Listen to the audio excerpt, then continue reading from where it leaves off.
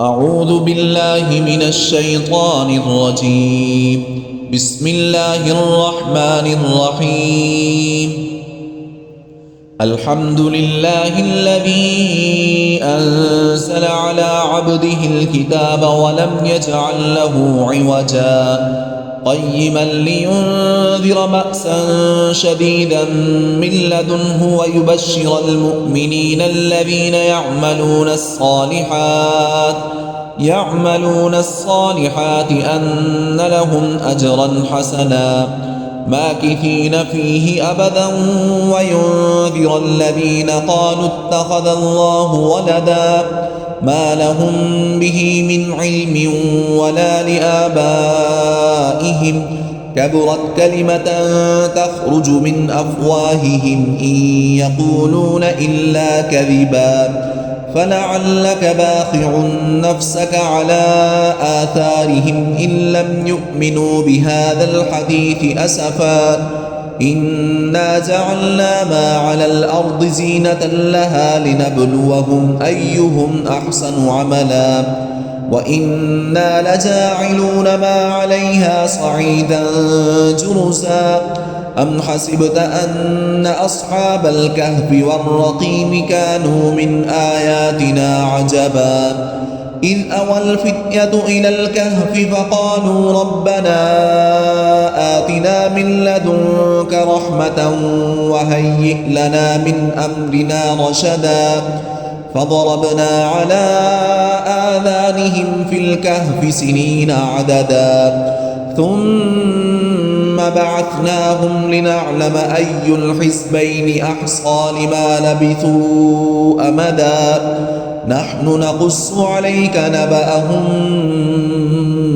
بالحق إنهم فتية آمنوا بربهم وزدناهم هدى وربطنا على قلوبهم إذ قاموا فقالوا ربنا رب السماوات والأرض لن ندعو من دونه إلها لقد قلنا إذا شططا هؤلاء قومنا اتخذوا من دونه آلهة لولا يأتون عليهم بسلطان بين فمن أظلم ممن افترى على الله كذبا وإذ اعتزلتموهم وما يعبدون إلا الله فأووا إلى الكهف ينشر لكم ربكم من رحمته ويهيئ لكم من أمركم مرفقا وترى الشمس إذا طلعت تزاور عن كهفهم ذات اليمين وإذا غربت تقرضهم ذات الشمال وهم في فجوة منه ذلك من آيات الله من يهد الله فهو المهتد ومن يضلل فلن تجد له وليا مرشدا وتحسبهم أيقاظا وهم رقود ونقلبهم ذات اليمين وذات الشمال وكلبهم باسط ذراعيه بالوصيد لو اطلعت عليهم لوليت منهم فرارا ولملئت منهم رعبا وكذلك بعثناهم ليتساءلوا بينهم قال قائل منهم كم لبثتم قالوا لبثنا يوما أو بعض يوم قالوا ربكم أعلم بما لبثتم فابعثوا أحدكم بورقكم هذه إلى المدينة فلينظر أيها أزكى طعاما فليأتكم برزق منه وليتلطف ولا يشعرن بكم أحدا إنهم إن يظهروا عليكم يرجموكم أو يعيدوكم في ملتهم ولن تفلحوا إذا أبدا وكذلك أعثرنا عليهم ليعلموا أن وعد الله حق وأن الساعة لا ريب فيها إذ يتنازعون بينهم أمرهم فقالوا ابنوا عليهم بنيانا ربهم أعلم بهم قال الذين غلبوا على أمرهم لنتخذن عليهم مسجدا سيقولون ثلاثة رابعهم كلبهم ويقولون خمسة سادسهم كلبهم رجما بالغيب ويقولون سبعة وثامنهم كلبهم قل ربي أعلم بعدتهم ما يعلمهم إلا قليل فلا تمار فيهم إلا مراء ظاهرا ولا تستفت فيهم منهم أحدا ولا تقولن لشيء إني فاعل ذلك غدا إلا أن يشاء الله واذكر ربك إذا نسيت وقل عسى أن يهديني ربي لأقرب من هذا رشدا ولبثوا في كهفهم 300 سنين وازدادوا 9 قل الله أعلم بما لبثوا له غيب السماوات والأرض أبصر به وأسمع ما لهم من دونه من ولي ولا يشرك في حكمه أحدا واتل ما أوحي إليك من كتاب ربك لا مبدل لكلماته ولن تجد من دونه ملتحدا واصبر نفسك مع الذين يدعون ربهم بالغداة والعشي يريدون وجهه ولا تعد عيناك عنهم تريد زينة الحياة الدنيا ولا تطع من أغفلنا قلبه عن ذكرنا واتبع هواه وكان أمره فرطا وقل الحق من ربكم فمن شاء فليؤمن ومن شاء فليكفر إنا أعتدنا للظالمين نارا أحاط بهم سرادقها وإن يستغيثوا يغاثوا بماء كالمهل يشفي الوجوه بئس الشراب وساءت مرتفقا إن الذين آمنوا وعملوا الصالحات إنا لا نضيع أجر من أحسن عملا أولئك لهم جنات عدن تجري من تحتهم الأنهار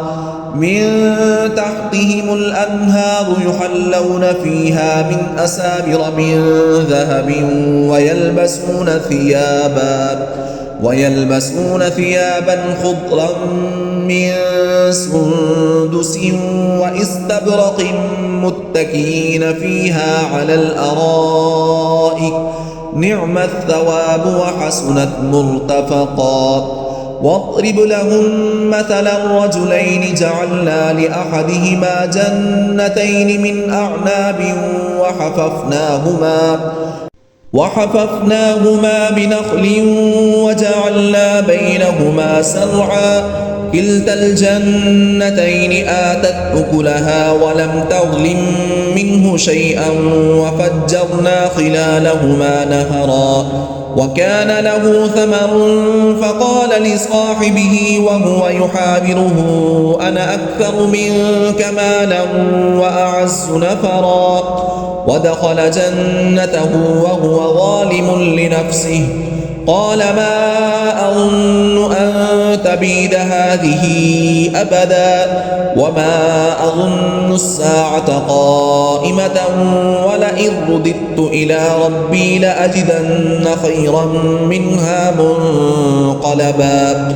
قال له صاحبه وهو يحاوره أكفرت بالذي خلقك من تراب ثم من نطفة ثم سواك رجلا لكن هو الله ربي ولا أشرك بربي أحدا ولولا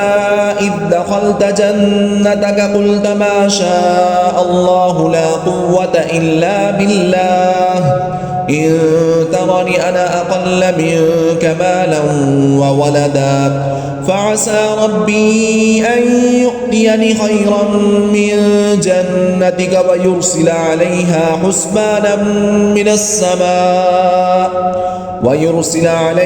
حسبانا من السماء فتصبح صعيدا زلقا أو يصبح ماؤها غورا فلن تستطيع له طلبا وأحيط بثمره فأصبح يقلب كفيه على ما أنفق فيها وهي خاوية على عروشها ويقول يا ليتني لم أشرك بربي أحدا ولم تكن له فئة ينصرونه من دون الله وما كان منتصرا هنالك الولاية لله الحق هو خير ثوابا وخير عقبا واضرب لهم مثل الحياة الدنيا كماء أنزلناه من السماء فاختلط به نبات الأرض فأصبح هشيما تذروه الرياح وكان الله على كل شيء مقتدرا المال والبنون زينة الحياة الدنيا والباقيات الصالحات خير عند ربك ثوابا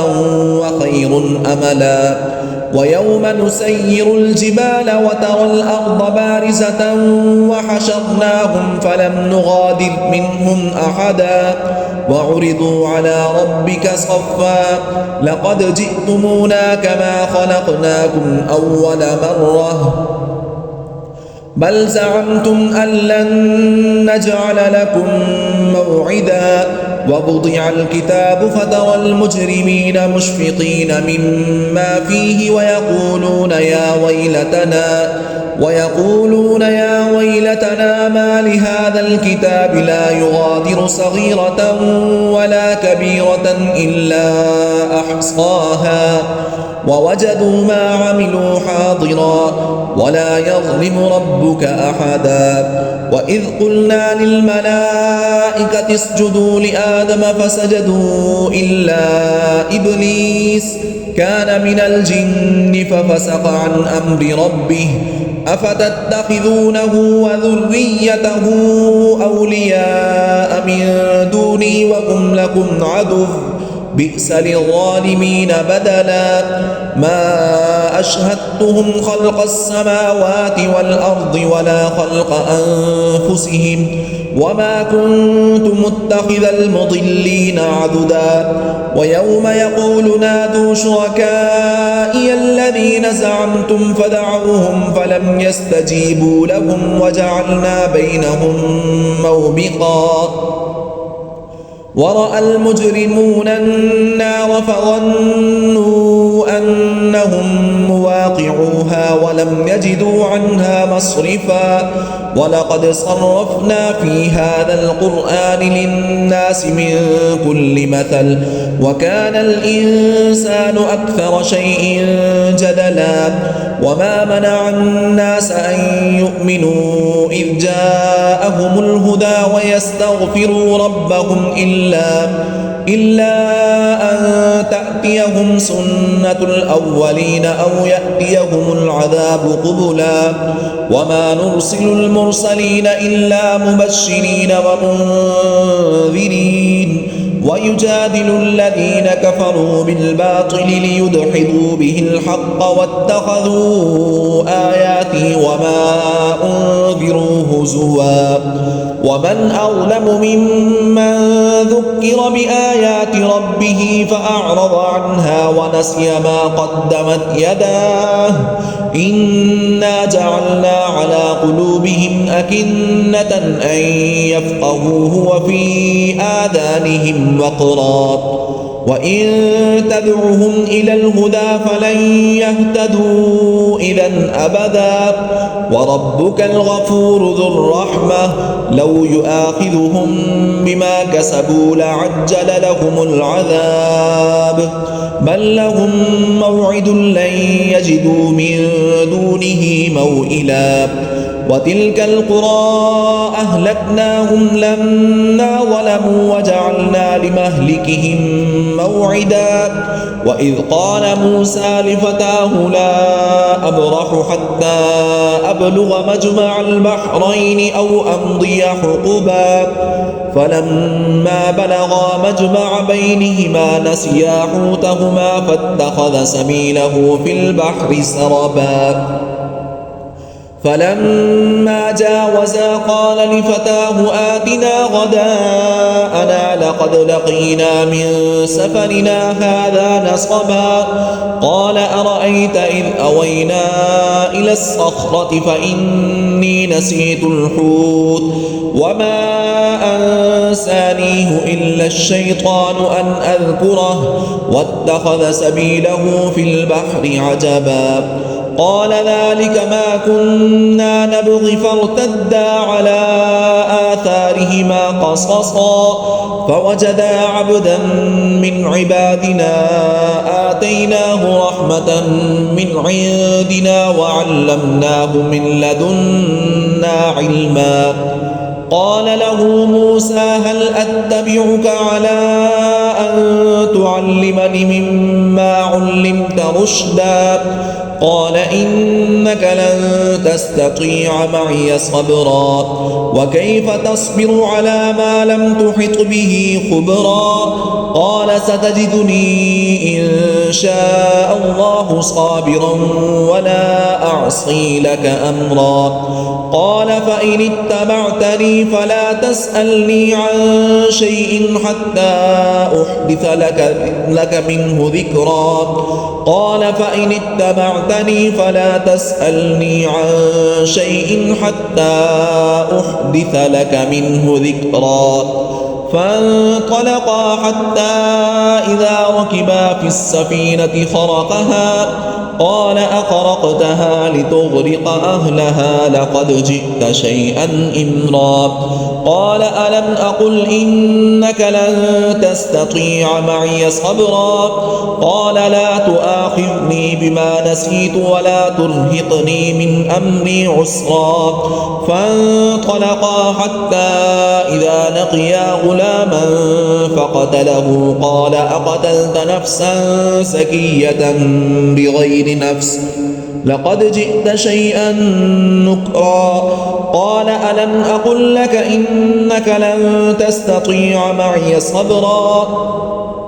قال إن سألتك عن شيء بعدها فلا تصاحبني قد بلغت من لدني عذرا فانطلقا حتى إذا أتيا أهل قرية استطعما أهلها فأبوا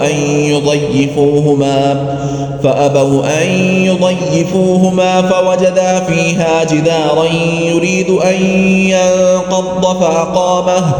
قال لو شئت لاتخذت عليه أجرا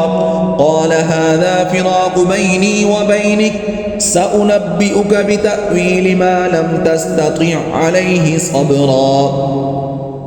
أما السفينة فكانت لمساكين يعملون في البحر فأردت أن أعيبها وكان وراءهم ملك يأخذ كل سفينة غصبا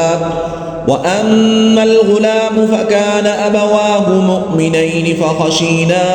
أن يرهقهما طغيانا وكفرا فأردنا أن يبدلهما ربهما خيرا منه زكاة وأقرب رحما وأما الجدار فكان لغلامين يتيمين في المدينة وكان تحته كنز لهما وكان أبوهما صالحا فأراد ربك أن يبلغا أشدهما ويستخرجا كنزهما رحمة من ربك وما فعلته عن أمري ذلك تأويل ما لم تسطع عليه صبرا ويسألونك عن ذي القرنين قل سأتلو عليكم منه ذكرا إنا مكنا له في الأرض وآتيناه من كل شيء سببا فأتبع سببا حتى إذا بلغ مغرب الشمس وجدها تغرب في عين حمئة ووجد عندها قوما قلنا يا ذا القرنين إما أن تعذب وإما أن تتخذ فيهم حسنا قال أما من ظلم فسوف نعذبه ثم يرد إلى ربه فيعذبه عذابا نكرا وأما من آمن وعمل صالحا فله جزاء الحسنى وسنقول له من أمرنا يسرا ثم أتبع سببا حتى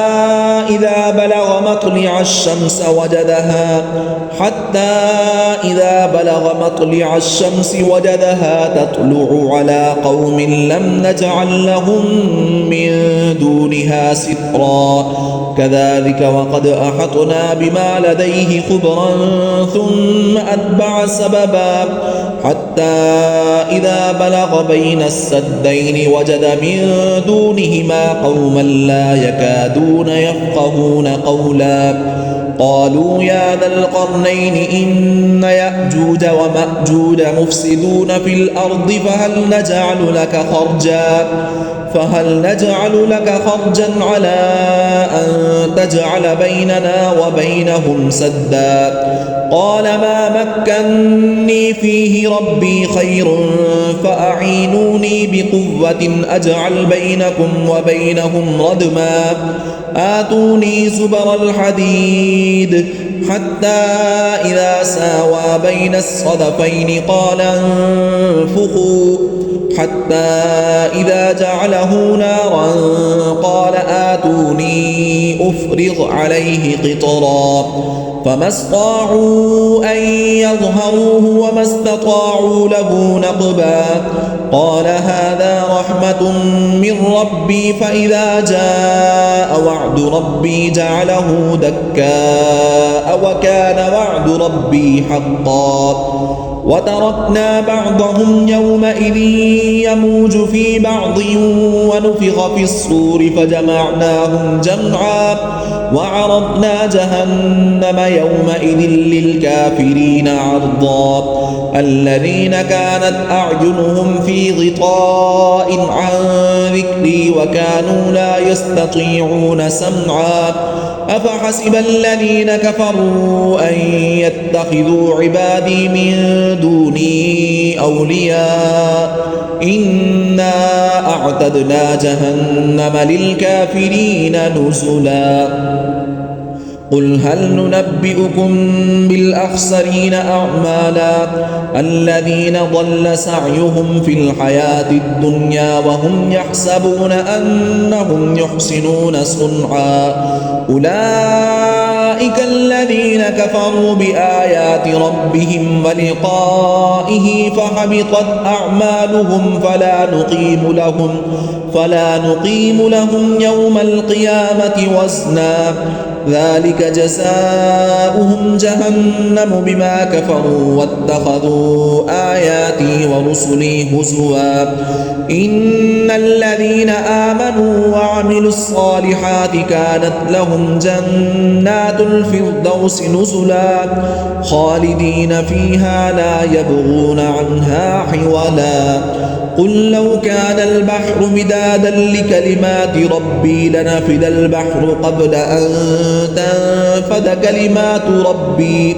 كلمات ربي ولو جئنا بمثله مددا قل إنما أنا بشر مثلكم يوحى إلي أنما إلهكم إله واحد فمن كان يرجو لقاء ربه فليعمل عملا صالحا ولا يشرك بعبادة ربه أحدا. صدق الله العظيم.